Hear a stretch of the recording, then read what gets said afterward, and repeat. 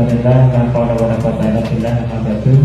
Yang kami hormati Bapak Ibu Guru SD Nomor 2. Alhamdulillah, pada kesempatan hari ini kita bisa bertatap muka dan masih bisa mengamalkan ilmu kita sehari-hari. Semoga saja ilmu yang telah panjenengan salurkan menjadi ilmu yang bermanfaat di sini wa dunya wal akhirat. Amin ya rabbal alamin. Kedua kalinya salawat dan salam semoga tercurahkan kepada junjungan kita Nabi Muhammad sallallahu alaihi wasallam yang telah menunjukkan kita dari jalan kebaikan menuju jalan terang yang yakni Islam.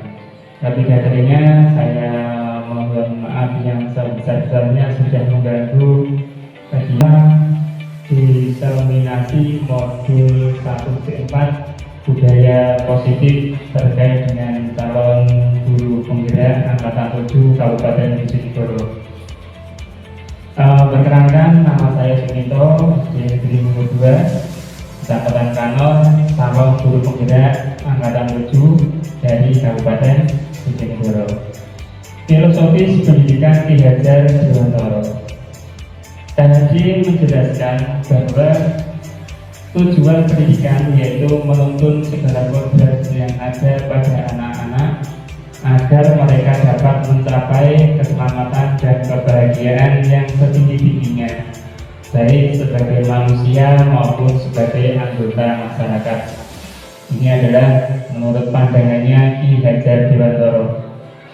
Oleh sebab itu, pendidik itu hanya dapat menuntun tumbuh atau hidupnya kekuatan kodrat yang ada pada anak-anak agar dapat memperbaiki lakunya atau bukan dasarnya hidup dan tumbuhnya kekuatan kodrat anak. Dan inilah yang dikembangkan saat ini di dalam calon guru penggerak angkatan 7.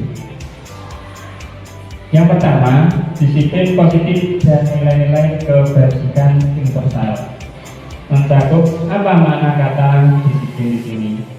Bapak pendidikan kita Ki Hajar Dewantara menyatakan bahwa di mana ada kemerdekaan, disitulah harus ada disiplin yang kuat. Bapak Ibu, sungguh pun disiplin itu bersifat secara disiplin, yaitu kita sendiri yang mewajibkan. Kita dengan sekeras-kerasnya, tetapi itu sama saja. Sebab jika kita tidak cakap melakukan secara disiplin, wajiblah penguasa lain mendisiplinkan diri kita. Dan peraturan demikian itulah harus ada di dalam suasana yang merdeka. Ini adalah menurut Ki Hajar Dewantara pemikiran konsepsi keteladanan sikap merdeka cetakan ke-5 2013 halaman 470. Dan nilai-nilai kebajikan adalah menurut ini adalah sesuai dengan profil pelajar Pancasila. Ini adalah sudah kita terapkan khususnya di kelas 1 dan kelas 4. Yang pertama adalah beriman bertakwa kepada Tuhan yang Maha Esa dan berakhlak mulia.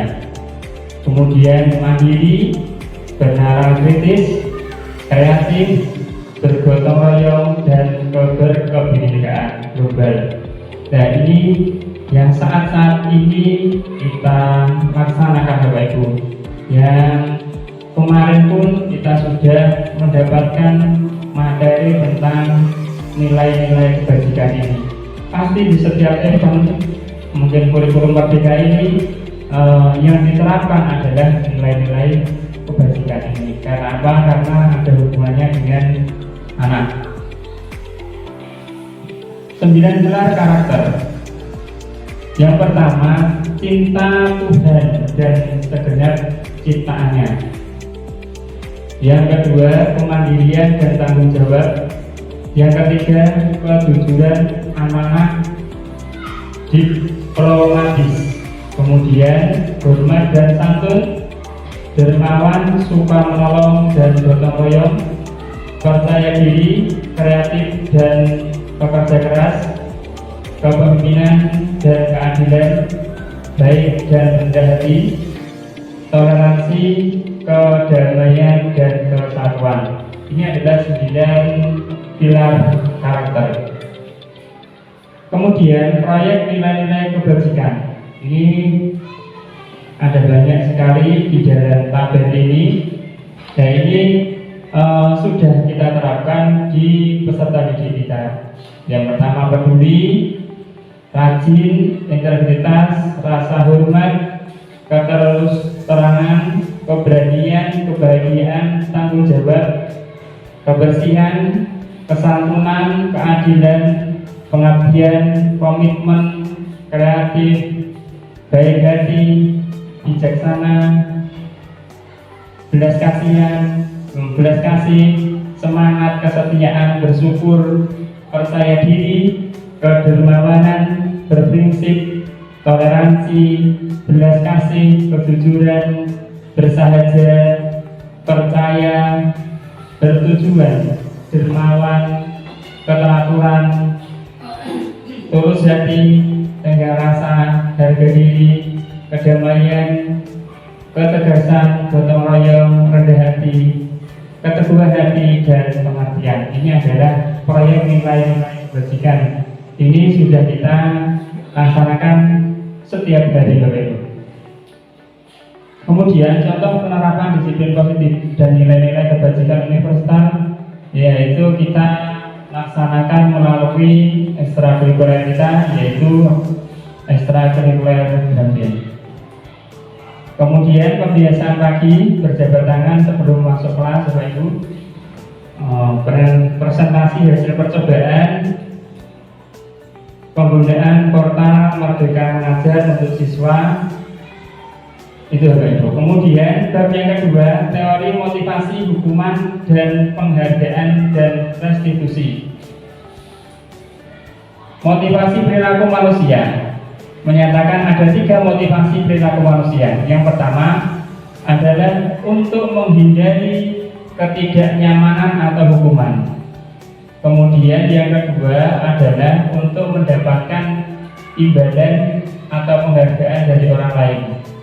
Kemudian yang ketiga adalah untuk menjadi orang yang mereka inginkan dan menghargai diri sendiri dengan nilai-nilai yang mereka percaya.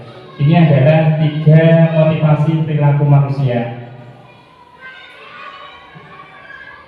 Dari 3 tersebut dapat kita jabarkan bahwa yang pertama, tingkat terendah dari motivasi perilaku manusia. Apa yang akan terjadi jika saya tidak melaksanakan hal ini? Apa yang terjadi, Bapak Ibu? Kemudian menghindari permasalahan yang muncul dan berpengaruh pada fisik, psikis atau terpenuhinya kebutuhan mereka. Kemudian bersifat eksternal. Ini adalah yang pertama. Kemudian yang kedua, untuk mendapatkan imbalan atau penghargaan dari orang lain, manusia berperilaku untuk mendapatkan imbalan atau penghargaan atau pujian. Apa yang akan saya dapatkan jika melakukan hal ini? Kemudian, menganggap pujian orang lain ini penting bagi kualitasnya. Kemudian bersifat eksternal. Ini adalah poin yang kedua, Bapak Ibu. Kemudian poin yang ketiga, untuk menjadi apa yang mereka inginkan sesuai nilai-nilai yang diyakini, yaitu melakukan sesuai karena nilai-nilai yang mereka hargai dan yakini. Akan menjadi orang seperti apa jika saya melakukannya? Merupakan motivasi yang membuat seseorang memiliki disiplin positif, bersifat internal. Inilah 3 karakter, Bapak Ibu. Kemudian selanjutnya adalah perbedaan hukuman, konsekuensi, restitusi. Guru perlu meninjau ulang tindakan penegakan peraturan atau keyakinan kelas atau sekolah. Selama ini, tindakan terhadap suatu pelanggaran berbentuk hukuman atau konsekuensi belum berupa disiplin positif atau restitusi. Disiplin merupakan identitas sukses, hukuman merupakan identitas gagal. Disiplin positif sebagai dua disiplin, terbagi jadi dua, yaitu disiplin dalam bentuk konsekuensi dan disiplin dalam bentuk restitusi. Ini Bapak Ibu, tabel identitas, gagal atau hukuman. Identitas sukses, disiplin terdiri dari dua, konsekuensi dan restitusi. Contohnya di sini, murid atau anak belajar menyembunyikan kesalahan. Ini adalah masuk dalam identitas gagal. Identitas sukses ataupun disiplin, konsekuensinya adalah murid atau anak belajar saat peraturan. Kemudian restitusinya adalah murid atau anak belajar memecahkan masalah.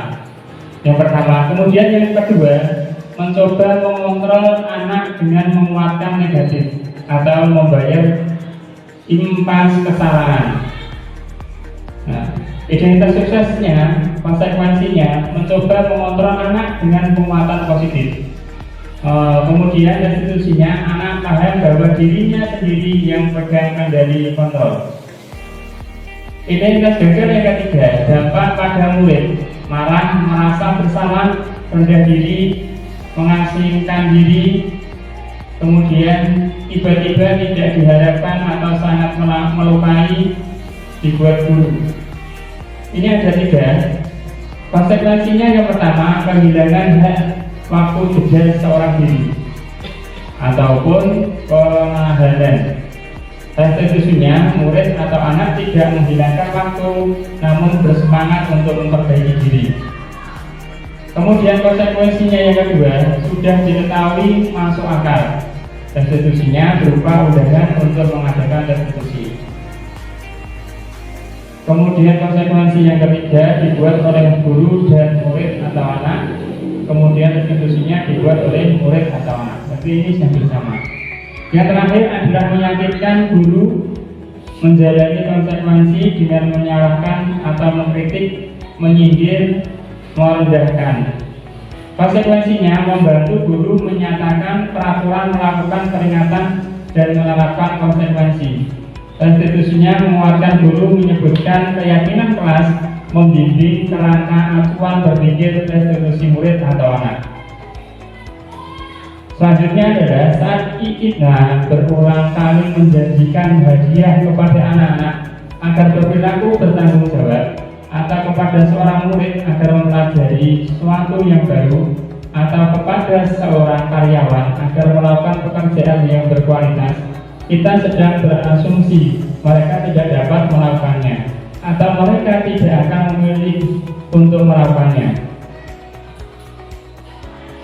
Kemudian menyatakan bahwa wawancara ASTG Annual Konferensi Maret 1995 mengemukakan bahwa penghargaan maupun hukuman adalah cara-cara mengontrol perilaku seorang yang menghancurkan potensi untuk pembelajaran yang sesungguhnya. Kemudian yang ketiga, keyakinan kelas. Keyakinan kelas yaitu nilai-nilai kebajikan universal yang disepakati secara tersirat dan tersurat lepas dari latar belakang suku, negara, bahasa maupun agama.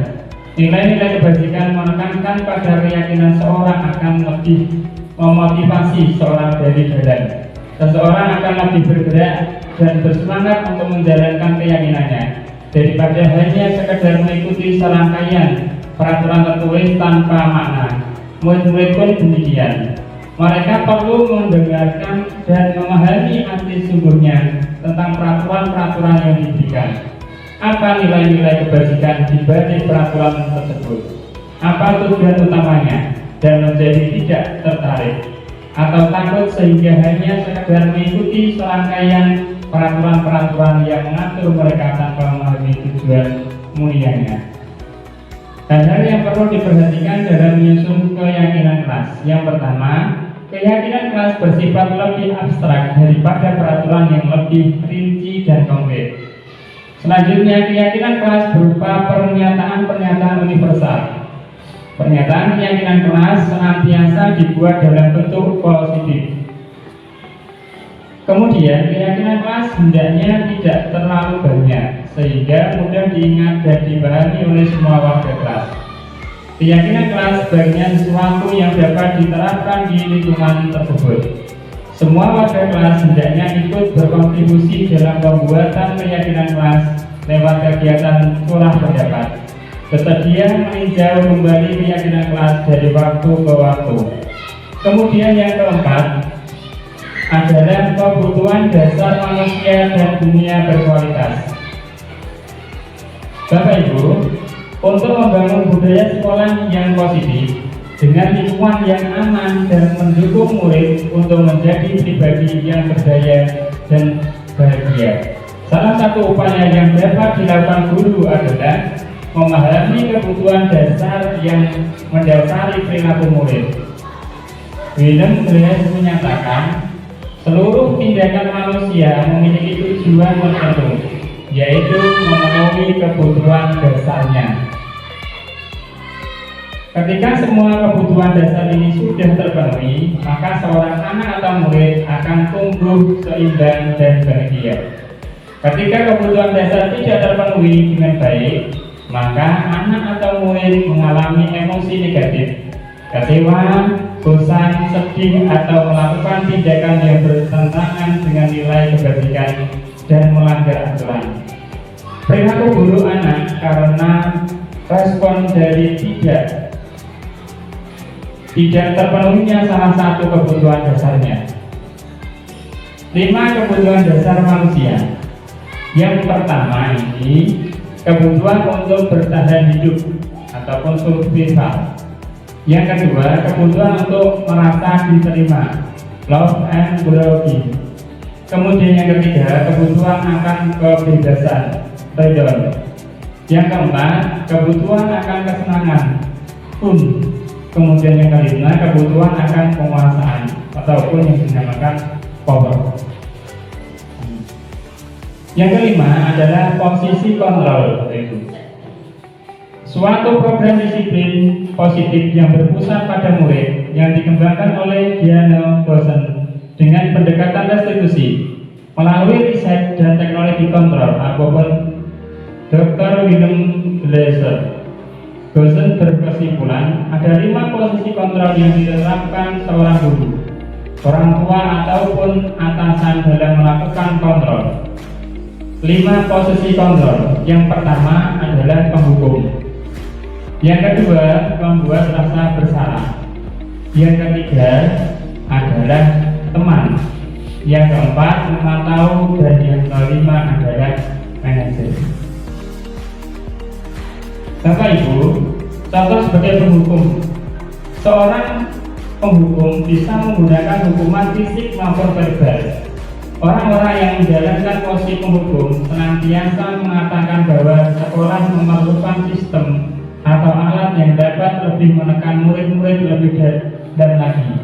Guru-guru yang mengenalkan posisi penghukum akan berkata, patuhi aturan saya atau awas. Kamu selalu saja salah. Selalu yang terakhir adalah selesai. Guru seperti ini senantiasa percaya hanya ada satu cara agar pembelajaran bisa berhasil, yaitu cara dia. Penghukum, nada suara tinggi, bahasa tubuh, mata melotot, dan jari menunjuk menghadik. Terlambat lagi, pasti terlambat lagi. Selalu datang terlambat, kapan bisa datang tepat waktu. Tanyakan kepada diri Anda, bagaimana perasaan murid bila guru berbicara seperti itu? Apa saat muridnya datang terlambat? Hasilnya adalah kemungkinan murid marah dan mendendam atau bersifat agresif. Bisa jadi sesudah kembali duduk, murid tersebut akan mencoret-coret bukunya atau meja tulisnya. Lebih buruk lagi, sepulang sekolah, murid melihat motor atau mobil bapak ibu guru dan akan menggores kendaraan tersebut dengan paku. Ini adalah penghukum. Pembuat merasa bersalah. Contohnya di sini adalah pada posisi ini biasanya guru akan bersuara lebih lembut, membuat rasa bersalah akan menggunakan penyampaian yang membuat orang lain merasa tidak nyaman. Bersalah atau rendah diri, kata-kata yang kuat dengan lembut akan seperti ibu sangat kecewa sekali dengan kamu. Beberapa kali Bapak harus memberitahu kamu ya, gimana coba kalau orang tua kamu tahu kamu berbuat begini. Di posisi murid akan memiliki penilaian diri yang buruk tentang diri mereka. Murid merasa tidak berharga dan telah mengecewakan orang-orang disayanginya. Kemudian pembuat merasa bersalah, nada sekolah, melas atau halus, sedih, bahasa tubuh adalah merapat pada anak atau lesu. Contohnya, adik kamu ini bagaimana ya? Kamu sudah berjanji dengan ibu tidak akan terlambat lagi. Kamu kenapa senang sekali mengecewakan ibu? Ibu benar-benar kecewa sekali. Bagaimana perasaan murid bila ditegur seperti cara ini? Hasilnya adalah murid akan merasa bersalah telah mengecewakan ibu atau bapak gurunya. Murid akan merasa menjadi orang yang gagal dan tidak sanggup membahagiakan orang lain. Kadang-kadang sikap seperti ini lebih berbahaya dari sikap menghukum. Karena apa? Karena emosi akan tertanam rapat di dalam murid menahan perasaan.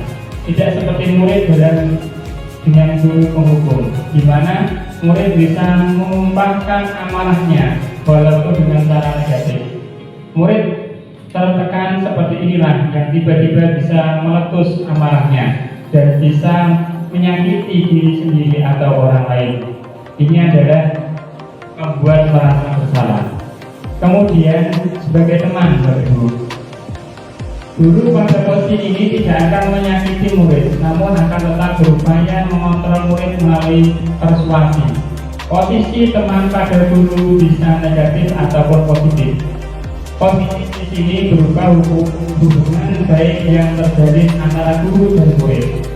Guru di posisi teman menggunakan hubungan baik dan humor untuk mengaruhi seorang. Mereka akan berkata, ayo bantulah demi babaknya. Ayo ingat tidak bantuan bapak selama ini. Ya sudah, kali ini tidak apa-apa, nanti itu bantu bereskan. Dan negatif ini posisi teman adalah bila suatu saat guru tersebut tidak membantu, maka murid akan kecewa dan berkata, saya pikir bapak ibu teman saya. Murid merasa dikecewakan dan tidak mau lagi berusaha. Hal lain yang mungkin timbul adalah murid hanya akan bertindak untuk guru tertentu dan tidak untuk guru lainnya. Murid akan tergantung pada guru tersebut. Kemudian teman nada suaranya ramah, akal, dan bercanda. Bahasa tubuhnya adalah merapat pada murid, mata dan senyum benaka. Contohnya, Adi, ayolah bagaimana sih kamu? Kemarin kamu sudah janji ke bapak bukan? Kenapa terlambat lagi? Sambil tertawa ringan. Ya, sudah tidak apa-apa, duduk dulu sana, nanti Pak Guru bantu kamu ini, sambil senyum-senyum. Bagaimana perasaan murid dengan sikap guru seperti ini? Hasilnya adalah murid akan merasa senang dan akrab dengan guru. Ini termasuk dampak yang positif. Hanya saja di sisi negatif, murid menjadi tergantung pada guru tersebut. Bila ada masalah, dia merasa bisa mengandalkan guru tersebut untuk membantunya. Akibat lain dari posisi teman Adi hanya akan membuat suatu bila yang menyuruh adalah guru tersebut, dan belum tentu berlaku yang sama dengan guru atau orang lain. Sebagai pemantau berarti mengawasi. Pada saat kita mengawasi, kita bertanggung jawab atas perilaku orang-orang yang kita awasi. Posisi pemantau berdasarkan pada peraturan-peraturan dan konsekuensi dengan menggunakan sanksi atau konsekuensi. kita dapat memisahkan hubungan pribadi kita dengan murid. Sebagai seorang yang menjalankan posisi pemantau, pertanyaan yang diajukan seorang pemantau adalah peraturannya apa? Apa yang telah kamu lakukan? Sanksi atau konsekuensinya apa? Seorang pemantau sangat mengandalkan penghitungan, catatan data yang dapat digunakan sebagai bukti atas perilaku seorang. Posisi ini akan menggunakan stiker, slip catatan, daftar cek. Posisi pemantau sendiri berawal dari teori stimulus respon yang menunjukkan tanggung jawab guru dalam mengontrol murid. Pemantau nada suara datar, bahasa tubuh yang formal. Contohnya adalah, guru, Adi, tahukah kamu jam berapa kita mulai? Adi menjawab, tahu Pak. Kemudian kabarin guru, kamu terlambat 15 menit. Apakah kamu sudah mengerti konsekuensi yang harus dilakukan bila terlambat? Adi menjawab, paham Pak, saya harus tinggal kelas pada jam istirahat nanti dan mengerjakan tugas ketertinggalan saya. Guru, ya benar, nanti pada saat jam istirahat kamu harus tinggal di kelas untuk menyelesaikan tugas yang tinggal lagi. Saya tunggu. Bagaimana perasaan murid diperlakukan seperti ini? Kemudian sebagai manajer, posisi terakhir manajer adalah posisi di mana guru berbuat sesuatu bersama dengan murid, mempersilahkan murid mempertanggungjawabkan perilakunya, mendukung murid agar dapat menemukan solusi atas permasalahan sendiri. Seorang manajer telah memiliki keterampilan di posisi teman maupun pemantau, dan dengan demikian bisa jadi di waktu-waktu tertentu kembali kepada kedua posisi tersebut bila diperlukan. Namun, bila kita menginginkan murid-murid kita menjadi manusia yang merdeka, mandiri, bertanggung jawab, maka kita perlu mengacu kepada restitusi yang dapat menjadikan murid kita seorang manajer bagi dirinya sendiri. Di manajer, murid diajak untuk menganalisis kebutuhan dirinya maupun kebutuhan orang lain. Di sini diperkenalkan bukan pada kemampuan membuat konsekuensi, namun dapat berkolaborasi dengan murid bagaimana memperbaiki kesalahan yang ada. Seorang manajer akan berkata, apa yang kita yakini? Apakah kamu meyakininya? Jika kamu meyakininya, apakah kamu bersedia memperbaikinya? Jika kamu memperbaiki ini, hal ini menunjukkan apa tentang dirimu? Apa rencana kamu untuk memperbaiki hal ini? Tugas seorang manajer bukan untuk mengatur perilaku seorang. Kita membimbing murid untuk dapat mengatur dirinya. Seorang manajer bukannya memisahkan murid dari kelompoknya, tetapi mengembalikan murid tersebut ke kelompoknya dengan lebih baik dan kuat. Bisa jadi dalam praktek penerapan disiplin sehari-hari, kita akan kembali ke posisi teman atau pemantau, karena murid yang ditangani belum siap diajak berdiskusi atau diundang melakukan restitusi. Namun perlu disadari, tujuan akhir dari 5 posisi kontrol seorang guru adalah pencapaian posisi manajer, di mana posisi inilah murid dapat menjadi pribadi yang mandiri, mereka dan bertanggung jawab atas segala perilaku dan sikapnya, yang pada akhirnya dapat menciptakan lingkungan yang positif, nyaman, dan aman. Segitiga restitusi, Bapak Ibu. Segitiga restitusi ada 3, yaitu validasi tindakan yang salah, menstabilkan identitas, menanyakan keyakinan. Berarti ada 3, validasi tindakan yang salah, menstabilkan identitas, dan menanyakan keyakinan. Ya, inilah yang nantinya akan kita gunakan, Bapak Ibu. Yang pertama adalah menstabilkan identitas, Bapak Ibu. Bagian dasar dari segitiga bertujuan untuk mengubah identitas anak dari orang yang gagal karena melakukan kesalahan menjadi orang yang sukses. Anak yang melanggar peraturan karena sedang mencari perhatian adalah anak yang sedang mengalami kegagalan. Dia mencoba untuk memenuhi kebutuhan dasarnya, namun ada benturan Kalau kita mengkritik dia, maka kita akan tetap membuatnya dalam posisi gagal. Kalau kita ingin dia menjadi reflektif, maka kita harus meyakinkan si anak dengan cara mengatakan kalimat-kalimat di bawah ini. Membuat salah itu tidak apa-apa. Tidak ada manusia yang sempurna. Saya juga pernah melakukan kesalahan seperti itu. Kita bisa menyelesaikan ini. Ini adalah contoh. Kalau kita mengatakan kalimat-kalimat di atas akan sangat sulit, bahkan hampir tidak mungkin buat anak untuk tetap membangkang. Para guru yang bertugas mengawasi anak-anak saat mereka bermain di halaman sekolah menyatakan bahwa bila mereka mengatakan kalimat tersebut yang mungkin hanya butuh 30 detik bisa mengubah situasi yang sulit menjadi komparatif. Kemudian sesi yang kedua, validasi tindakan yang salah. Setiap tindakan kita dilakukan dengan suatu tujuan, yaitu memenuhi kebutuhan dasar. Kalau kita memahami kebutuhan dasar apa yang mendasari sebuah tindakan, kita akan bisa menemukan cara-cara paling efektif untuk memenuhi kebutuhan tersebut. Menurut teori kontrol, semua tindakan manusia, baik atau buruk, pasti memiliki maksud dan tujuan tertentu. Seorang guru yang memahami teori kontrol pasti akan mengubah pandangannya dari teori stimulus respon ke cara positif reaktif yang mengenali tujuan dari setiap tindakan. Kita mungkin tidak suka sikap seorang anak yang terus-menerus merengek, tapi bila sikap itu mendapat perhatian kita, maka kita telah memenuhi kebutuhan anak tersebut. Kalimat di bawah ini mungkin terdengar asing buat guru, namun bila dikatakan dengan nada tanpa menghakimi akan memvalidasi kebutuhan mereka. Contohnya bagaimana?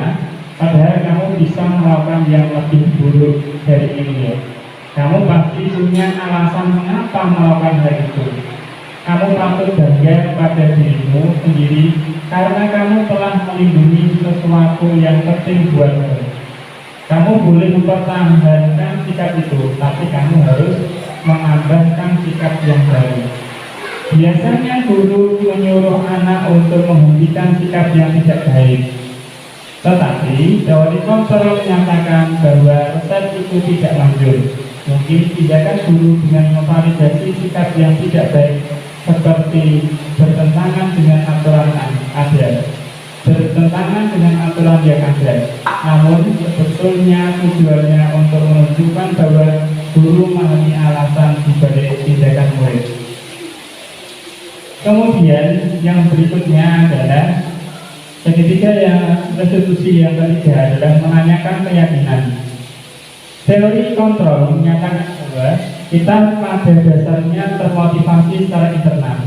Ketika identitas sukses telah tercapai langkah 1 dan tingkah laku yang salah telah divalidasi langkah kedua, maka anak akan siap untuk menghubungkan dengan nilai-nilai yang dia percaya dan bertindak menjadi orang yang dia inginkan. Pertanyaan-pertanyaan di bawah ini menghubungkan keyakinan anak dengan keyakinan kelas atau keluarga. Contohnya, apa yang kita percaya sebagai kelas atau keluarga?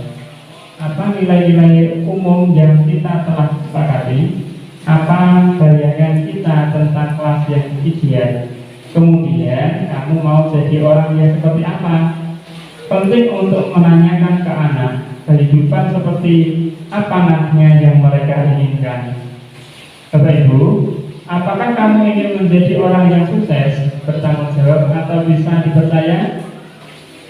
Kebanyakan anak akan mengatakan iya, tetapi mereka tidak tahu bagaimana caranya menjadi orang seperti itu. Guru dapat membantu dengan bertanya seperti apa jika mereka menjadi orang seperti itu. Ketika anak sudah mendapat gambaran yang jelas tentang orang seperti apa yang mereka inginkan, guru dapat membantu anak-anak tetap fokus pada gambaran tersebut. Bapak Ibu, ini adalah segitiga yang ketiga. Contoh penerapan segitiga restitusinya kemarin sudah saya buat. Ini adalah link YouTube-nya. Ini nanti bisa kita putar. Itu Bapak Ibu yang dapat saya sampaikan. Kurang lebihnya saya mohon maaf. Mungkin sudah banyak mengganggu waktunya. Sekali lagi saya mohon maaf yang sebesar-besarnya. Dengan ucapan Assalamualaikum warahmatullahi wabarakatuh.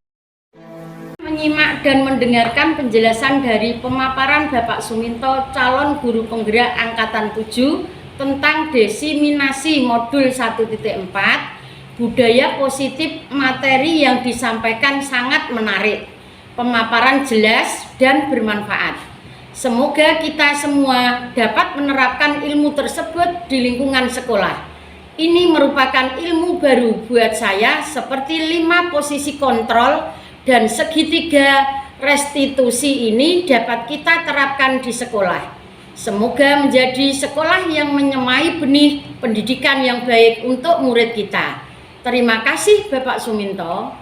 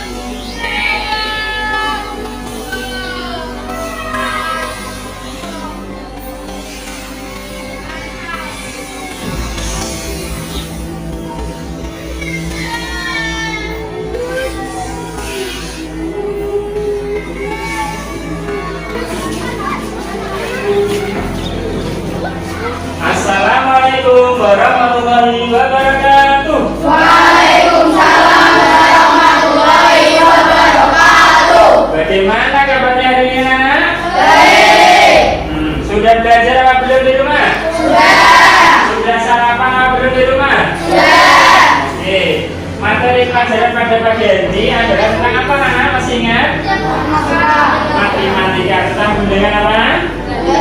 Tentang bilangan bulat. Oke.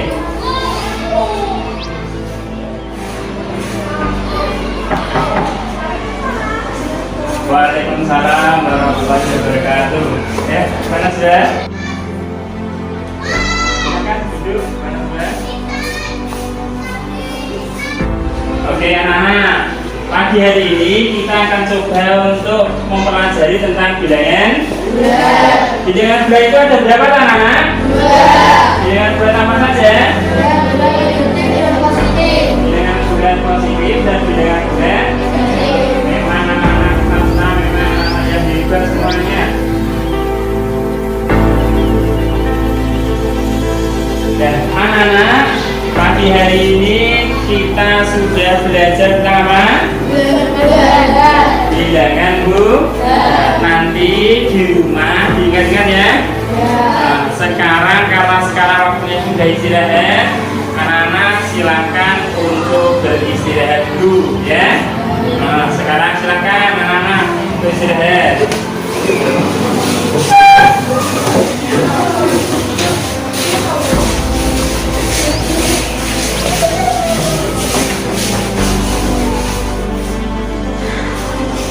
Najwa, aku ingin tanya kenapa tadi ketinggalan? Iya Pak, karena tadi saya terlambat ke sekolah. Tadi Najwa berangkat sekolah pukul berapa kira-kira?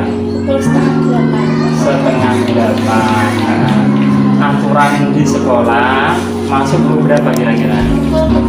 Pukul 7. Iya. Kalau Najwa berangkat pukul 7:30 atau setengah 8, sedangkan masuk sekolah adalah pukul 7, apakah Najwa sudah datang tepat waktu?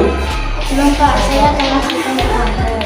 Oh gitu. Nah, setiap manusia pasti pernah melakukan kesalahan itu, sudah mustahil ya Naj. Bapak juga pernah melakukan kesalahan. Namun di sini kita tidak mencari siapa yang salah. Namun di sini kita sama-sama memecahkan solusi supaya Najwa datang tidak terlambat lagi ya. Oke, mungkin boleh tahu Naj, kenapa tadi datang terlambat? Coba. Tadi saya bangun kesiangan Pak. Tadi bangun kesiangan.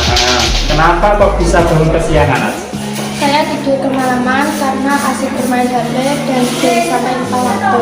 Sampai lupa waktu. Nah, berarti Najwa terlambat berangkat sekolah karena bangun kesiangan karena asik dengan bermain HP-nya. Iya kan? Iya Pak. Kira-kira datang terlambat itu sudah masuk memenuhi kelas apa belum? Belum Pak, saya sudah melanggar Keyakinan kelas. Masih ingat Najwa keyakinan kelas kita? Masih Pak, datang tepat waktu, tidak membuang sampah sembarangan, mengerjakan tiket kelas dan tidak mengganggu. Kalau Najwa sudah ingat keyakinan kelas kita, lalu langkah-langkah apa yang Najwa akan lakukan supaya tidak terlambat masuk sekolah lagi? Tidur lebih awal dan tidak bermain HP dan Oke, kapan Najwa itu kamu lakukan? mulai dari Oke, bagus sekali. Berarti Najwa sudah berusaha untuk lebih baik dan lebih bagus lagi. Saya doakan semoga Najwa menjadi anak yang selalu mematuhi peraturan sekolah dan menjadi anak yang disiplin. Terima kasih Najwa ya.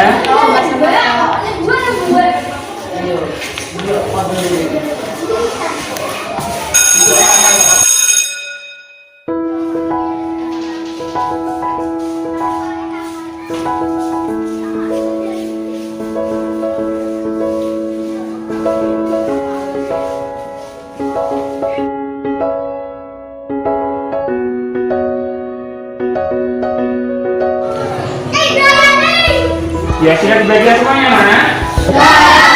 Untuk mengawali kegiatan pada pagi hari ini, mari kita baca basmalah bersama-sama. Semoga saja anak sudah mengerjakan ulangan, diberikan kelancaran oleh Allah Subhanahu wa Ta'ala. Amin. Kita baca bersama-sama. Bismillahirrahmanirrahim. Akan kerjakan.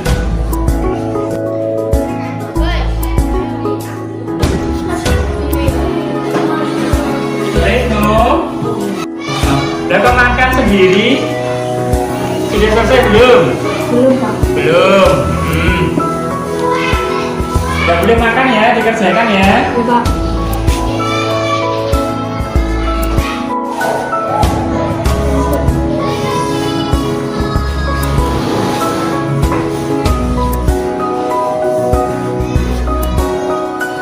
Sudah selesai semuanya, anak?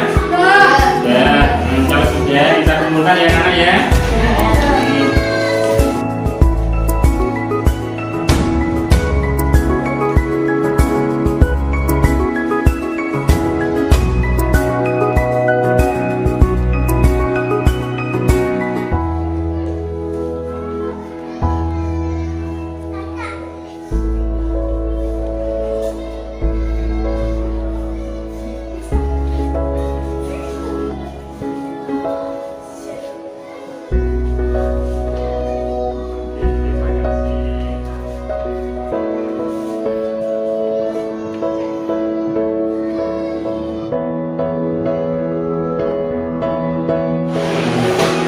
Rizno tahu saya panggil ke sini?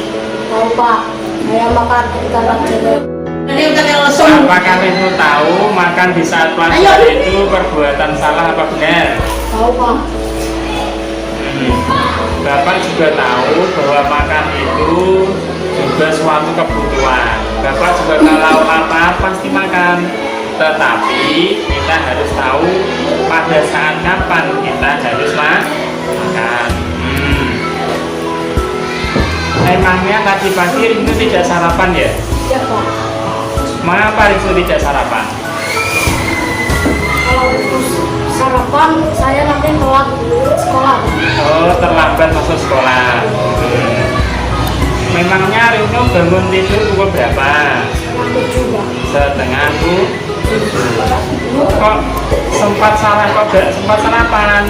Setelah bangun tidur, saya nonton televisi, habis itu baru makan, Pak. Oh, nonton televisi baru makan. Jadi begitu ya. Apa yang Rizno lakukan sudah benar.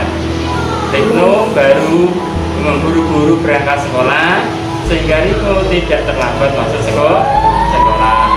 Apakah Rizno masih ingat keyakinan kelas yang telah kita buat bersama kemarin? Masih, Pak. Masih. Nah, kalau Rizno makan di kelas, apakah Rizno sudah menghargai orang lain dan diri sendiri? Belum, Pak. Belum. Di sini Bapak tidak mau mencari kesalahan siapa yang bersalah, siapa yang benar, ya. Tetapi Bapak adalah sama-sama ingin mencari solusi supaya Rizno tidak lagi makan di dalam kelas. Saya berjanji sebelum berangkat sekolah akan makan terlebih dahulu, Pak. Kira-kira Rizno kapan akan melakukannya? Insya Allah mulai besok, Pak. Baik, Bapak harap Rizno kedepannya menjadi anak yang baik lagi. Nanti peraturan sekolah jangan diulangi lagi ya. Iya, Pak. Terima kasih Rizno. Sama-sama, Pak. Assalamualaikum warahmatullahi wabarakatuh. Perkenalkan, nama saya Najwa Syifa Nur Azizah dari SD Negeri Bungur 2, Kecamatan Kanor, Kabupaten Bojonegoro. Perasaan saya setelah melakukan restitusi bersama Bapak Suminto adalah sangat senang karena saya mendapatkan solusi dari permasalahan saya yang suka datang terlambat ke sekolah. Terima kasih Bapak Suminto telah memberikan solusi. Saya berjanji tidak akan terlambat lagi datang ke sekolah. Assalamualaikum warahmatullahi wabarakatuh.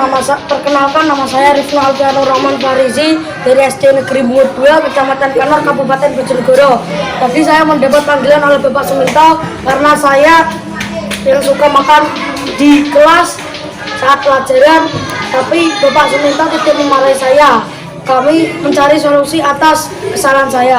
Terima kasih Bapak Suminto, saya berjanji tidak akan mengulanginya lagi.